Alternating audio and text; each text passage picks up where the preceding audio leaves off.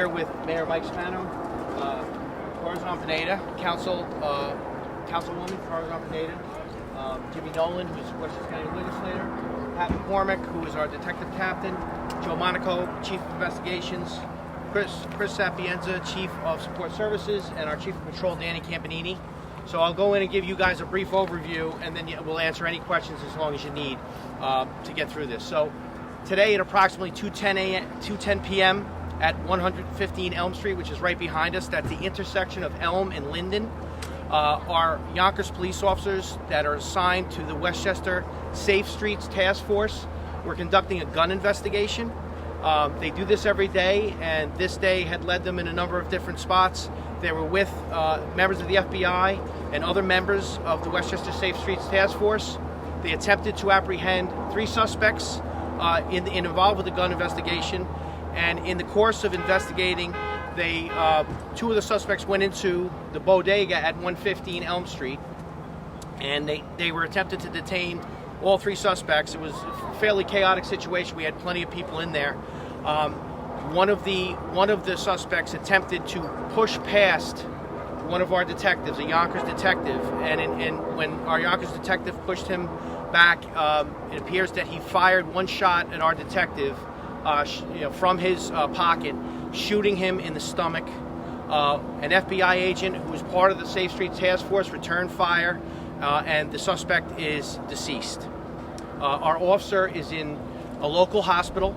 He is in critical but stable condition. He was shot once in the stomach. He has damage to his colon, his intestines, and his kidneys, and he lost a tremendous amount of blood, but thankfully we think he's going to be okay. So that's where we're at now. Obviously the investigation is extremely preliminary, very early. There's a lot that we have to sort out. There's some things that we really can't say, but we'll do our best to answer all the questions that you may have in regards to what we're doing here. Is this a senior officer, Commissioner? It is a senior officer. The officer who we won't give his name, he has 27 years with the Yonkers Police Department, and he is a detective. To clarify, the FBI officer was the one who shot fatally the suspect, not a Yonkers police officer? That is correct. At this point in the investigation, it appears that the FBI member of the Westchester Safe Street Task Force fired, and not our detective who was shot himself. So the 3 suspects go into the bodega. There were detectives already in there? No. The officers and the detectives and the members of the Safe Street Task Force attempted to engage people on the corner in front of the bodega, and they went into the suspects went into the bodega, and then that's where the incident occurred. It was all captured on video, the entire incident, so we have a pretty good handle on obviously there's going to be much more work to do, but we have a pretty good handle on what happened and how it happened. How many people in custody, sir? Well, right now we have a number of people in custody. We're still sorting it out. Very chaotic situation. So in this particular case, there may be witnesses that are now being interviewed by our detectives and FBI agents. There may be additional suspects. We're still trying to sort all that out. To the best of our knowledge, no other officers on the Safe Streets Task Force fired their weapon in this incident, to the best of our knowledge. Does the task force work in uniform or street clothes? So the question was, does the task force work in a uniform or plain clothes? It's a combination, and this is something that we found very effective in the past to combat the surge of gun violence, where we have officers from the state police and the Yonkers police and other local police agencies working in concert with the FBI to combat gun violence. So they were in plain clothes and they were conducting an investigation. Anybody? You said there were 3 initially that you were looking for. Of those in custody, are the other 2 in custody? Yes, the question was, is everybody accounted for? The answer is yes. At this point, everyone is accounted for. Do they have any criminal records, sir, that you know of? The question was, do the suspects that we have in custody have any criminal records? At this point, we don't know. We're still sorting that out. Obviously, when that becomes available, we'll have that for you. Yes, sir. We're still trying to work that out. It's unknown. The officer was rushed to the hospital. The suspect was rushed to the hospital. So right now, we're trying to sort all that out. The suspect's in custody, so you have 2 in custody right now. The 3rd suspect is deceased?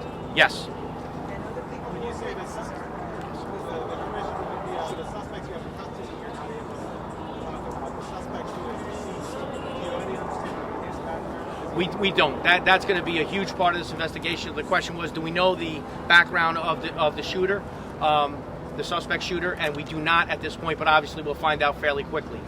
Just County Legislator James Nolan, I got a question for you. You have a program where you are looking to do gun buybacks and stuff like that. With this incident here with guns in the city of Yonkers, it's got that on time. Because it's been an issue. Okay, absolutely, sir. What we'll do now is the mayor would like to say a few words, and then we're happy to answer as many questions as you need to explain what happened. Yeah, I'm not going to say too much. Commissioner, I think, addressed everything that needed to be addressed. And, one thing about Yonkers, listen, we had 3 shootings so far this year in our city. That's 3 too many, but when you compare Yonkers to many of the urban centers, Rochester, I think, had over 400 shootings, and we had 20 last year. The reason I say that is because what you saw here is very, very proactive policing. And that's what our officers do each and every single day. They're out there proactively going after the bad guys. And so my heart goes out, my prayers go out to the family of the officers that are involved, and I just want to say thank you to our Yonkers police, and certainly the FBI agents that participated in this today. We owe them a debt of gratitude. But at the end of the day, there's just too much of this happening nationwide, and something has to be done. Mayor, wasn't that about a year ago that we had a shooting right here up the street? Yeah. On your birthday or event? Yeah, as a matter of fact, it was about a year ago that we had a shooting, and that individual was just sentenced to 10 years in jail recently. Yeah, and so Elm Street is a hot spot. It's been a hot spot for a long time, and that's something that we have to address. So is it what? When you say security video, that include body cam? Are those activated in part of the investigation? So to explain, we have a very comprehensive, as you know, body cam policy. But because these detectives were assigned to the FBI Safe Streets Task Force, they were not wearing body cameras because the FBI has a policy not to. So had they been working in just a capacity strictly with Yonkers, they would have been wearing body cameras. Some federal agencies have body camera policies, and when they do, we want our officers, and we insist our officers wear them. And when they don't, because they are part of the task force, they're not going to wear the body cams. And I just want to echo what the mayor said in relation to what happened here today. So we have an officer who has tremendous damage to his stomach and colon and intestines, and just really thank God he looks like he's going to pull through. But this, as the mayor said, this very effort that they're putting up in trying to make sure that people are safe, this is the residual result of this, that they're out there trying to get these guns off the street. We know we're seeing upticks in violence, and because of the work we're doing, we have enjoyed much less gun violence than everybody else. So we really do owe a debt of gratitude to the FBI and those detectives for doing this work. I just want to clarify. You said year-to-date, the whole city of Yonkers, there are 3 shootings? Yes. So you're, obviously a few months, you're over the line. How do you account for that disparity? Bronx obviously is We count by what we're seeing here. Our officers are very, very proactive. Our officers are very much, you have a city like ours, we're now the 3rd largest city in the state, and when we hire our officers, they all come from Yonkers. And so I think that I think our officers, they care about the city, they're proactive, they're very well trained, and they work very well with our partners, both at the county, state, and federal level. And it has shown results. But like I said, at the end of the day, we still had 3 shootings, and that's three too many for any mayor, and we're going to continue to deal with that. Do you have a rough estimate on the time that the officers approached the suspects to when they went in the bodega to when the first shot was fired? Like how much time went by? The question was, how long was the interaction when the officers engaged Yes. the suspects? Seconds. It was seconds. We'll be able to see the whole thing play out.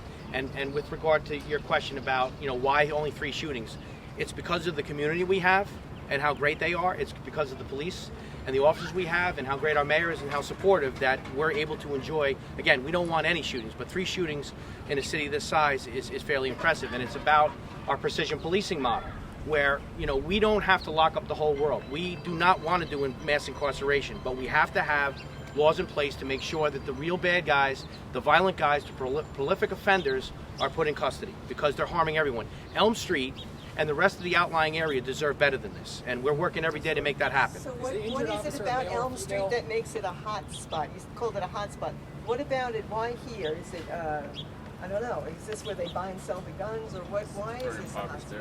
Elm Street is a busy area, it's an impoverished area, but let's be clear, the vast majority of people that live in and around Elm Street are absolutely fantastic. And we love them, and we are doing everything we can. And exactly what that officer did today, in putting his life on the line and being shot through the stomach, is exactly how we feel about our Elm Street residents, our good residents. They don't want this either. Male or female, the injured officer? For either of you. Male.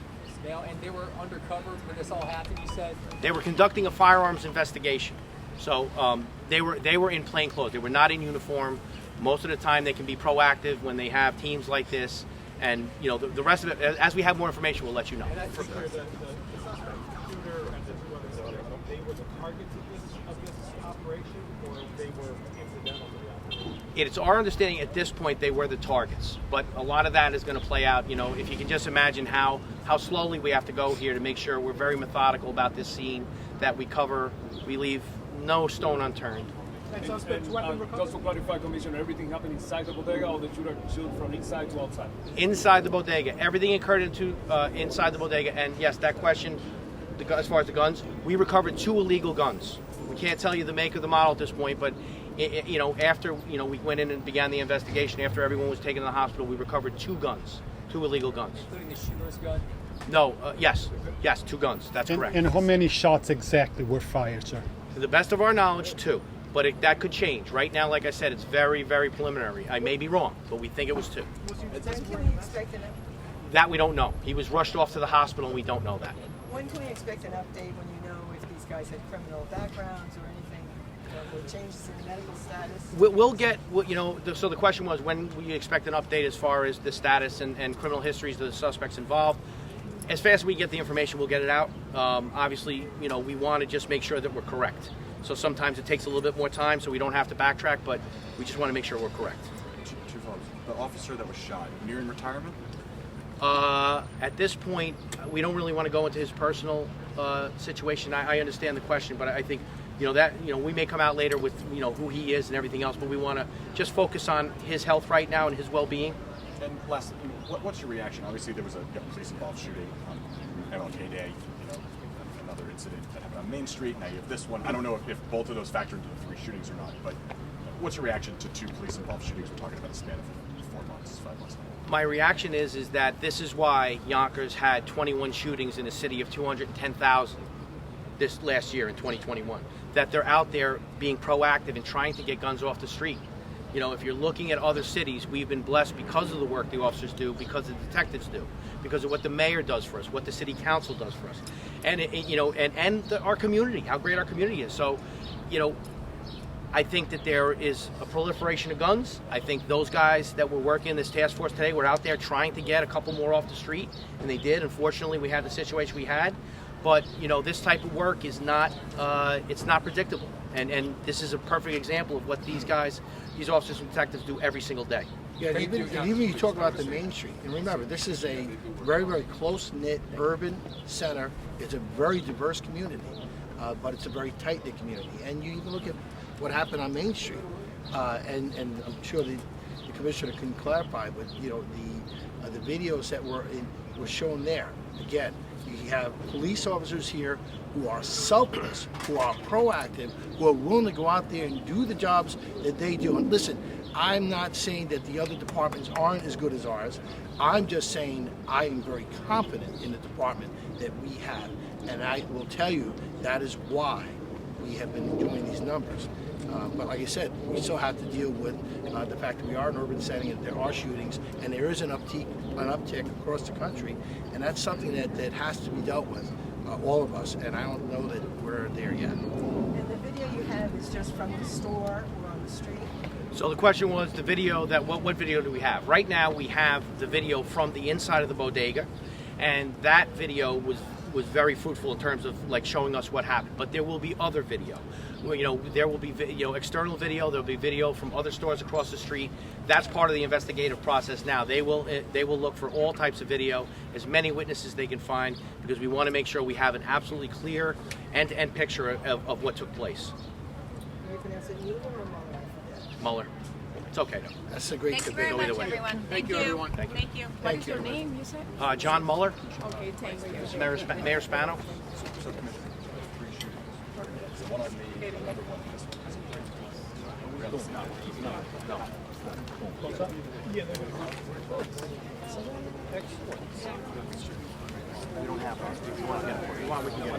No stress. I just want to clarify if two of the three were police involved. No. The main thing is, our community and it breaks my heart. Yeah, I can see too. The shooting that happened here last year, the same night. Yeah. 6-year-old child. I remember your name. That's okay. And Yeah, the one with the drive-by to the photo. Okay. yeah, that was last summer. We want to do. That's why they're doing what they're doing, because our goal is to give the folks on Elm Street everything that everybody else has, like scars. Yeah, they go to work, they go to school, and they don't worry about this. Sorry. Thank you. Thank you, sir. I appreciate it.